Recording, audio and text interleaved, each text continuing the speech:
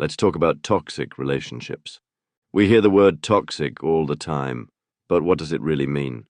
A toxic relationship is a connection that harms you, not just sometimes, but consistently. It drains your energy, it hurts your self-esteem, and it can even affect your physical and mental health. So what makes a relationship toxic? It's not just arguments. Everyone argues sometimes. It's not about being different from your partner. It's about a pattern, a cycle, where one or both people feel worse over time, not better. Toxic relationships can exist between romantic partners, but also between friends, parents and children, even co-workers. Here are some signs of a toxic relationship. 1. Constant criticism. Your partner points out your flaws. They make you feel small, not in a helpful way, but in a way that hurts your confidence. 2. Manipulation. They twist your words. They make you feel guilty. They make you question your own memory. This is called gaslighting. 3. Control. They get jealous. They want to know where you are all the time.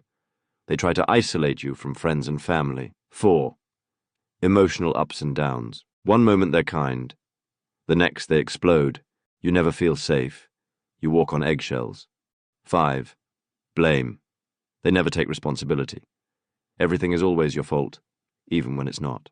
What causes toxic relationships? There are many reasons, but one of the biggest is unhealed trauma.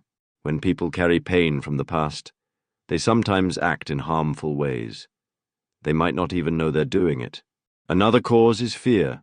Fear of being alone, fear of rejection, fear of not being loved. Some people try to control others to avoid those fears, but control is not love. Fear is not connection. There's a psychological concept called attachment theory. It says our early childhood experiences shape how we relate to others. If we grew up with love and safety, we're more likely to have healthy relationships. But if we grew up with chaos, we might seek the same in our adult relationships, even if it hurts us. This is why people sometimes stay in toxic relationships. It feels familiar. It feels like home, even if it's painful. Another concept is trauma bonding. This happens when kindness and cruelty are mixed together. You feel hurt. Then they apologize. You feel loved again. But the cycle repeats. Over time, this creates a deep emotional bond.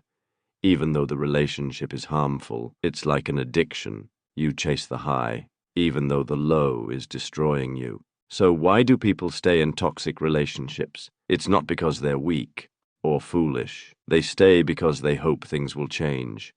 They stay because they're afraid to be alone. They stay because they feel stuck. They stay because they've been convinced they deserve the pain. But none of that is true. No one deserves to be in a toxic relationship.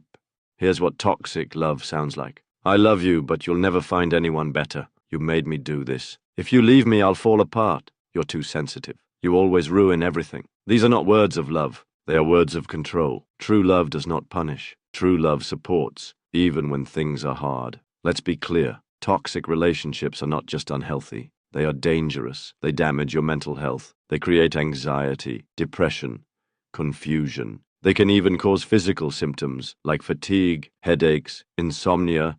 You might feel numb or like you're constantly on edge. This is not normal, and it is not okay.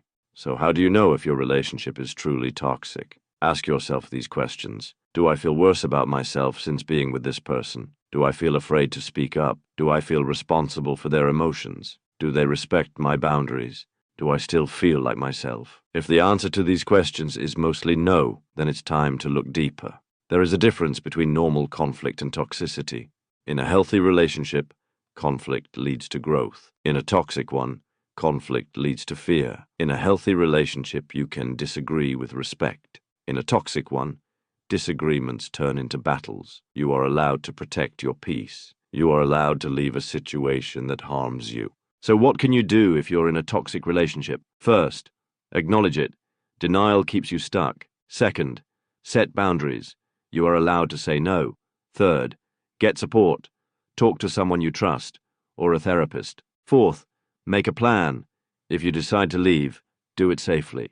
Fifth, heal. Give yourself time. You may need to rebuild your confidence and your identity. Healing takes time, but it's possible. You can learn to trust again. You can learn to love again. But most of all, you can learn to love yourself. Because toxic relationships don't just hurt your heart. They confuse your sense of self. That's why healing must start with you. Here are a few reminders. You are not broken. You are not weak. You are not too late to change your life. You are not responsible for someone else's abuse. You are allowed to walk away. You are allowed to choose peace over pain. The philosophers have talked about love for thousands of years. The Stoics said, real love is not about possession. It's about virtue, about helping each other grow. Buddhist teachings say that attachment is the root of suffering. Letting go is freedom. Even ancient Greek philosophers said that love should elevate us, not destroy us. So ask yourself this: is this love helping me grow, or is it shrinking me? But you deserve a relationship that feels like safety, that feels like peace, not chaos. It feels like support, not judgment. That feels like freedom, not control. If you are in a toxic relationship, know this: you are not alone. You are not crazy. And you are strong enough to choose better. Final words. Love is not meant to hurt. And if it does, it's not love. You deserve kindness, respect, clarity, peace. The most powerful thing you can do is walk away from what's killing you slowly and walk toward yourself. Because healing is not just about leaving someone else.